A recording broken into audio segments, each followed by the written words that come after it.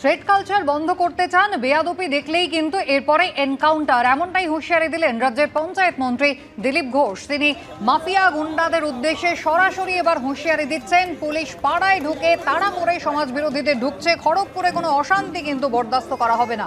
কি বললেন রাজ্যের পঞ্চায়েত মন্ত্রী, দেখুন। আপনারা দেখেছেন ভিডিও, পুলিশ পাড়ায় ঢুকে তাড়া করে করে ধরছে পাতা করদেরকে, কাউকে ছাড়া হবে না।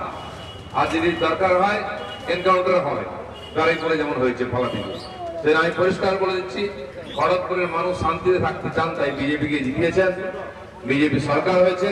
আমরা প্রথম মানুষকে শান্তি দিতে চাই, তারা নিজের মতো করে কর্ম খাবেন, কেউ যেন তাদেরকে কোনো ভয় না দেখায়, অত্যাচার না করে। এই থ্রেড কালচার এটা আমরা বন্ধ করতেছি। পুলিশকে আমি বলে দিয়েছি যে পুলিশ যেন পুলিশের মতো দেখায়, পুলিশ কোনো পার্টির ক্যাডার হয়ে বা গুন্ডার মতো মাফিয়ার মতো ব্যবহার করবে, এটা আমরা কিছুতে বরদাস্ত করবো না। আর এই ধরনের কোনো কমপ্লেন হলে সেটাও আমাদেরকে জানাবেন, তার সমাধান আমরা করবো। খড়গপুরে আশপাশের থেকে এসে, অন্য রাজ্যের থেকে এসে ডাকাত গুন্ডা বদমাশদের দাপিয়ে বেরিয়েছে, পুলিশ সব জানার পরেও কিছু করেনি। এবার কিন্তু পুলিশ তার কাজ শুরু করেছে। অনেকে হয়তো কমপ্লেন করছে পুলিশ বাড়াবাড়ি করছে, পুলিশ একটু বাড়াবাড়ি করুক।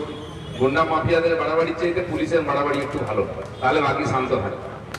পুলিশকে পুলিশ হিসাবে কেউ দেখে নেই, ভাই পার্টির ক্যাডার ছিল ওরা, নাহলে গুন্ডাদের ভাই ছিল, এর থেকে উদ্ধার করতে হবে।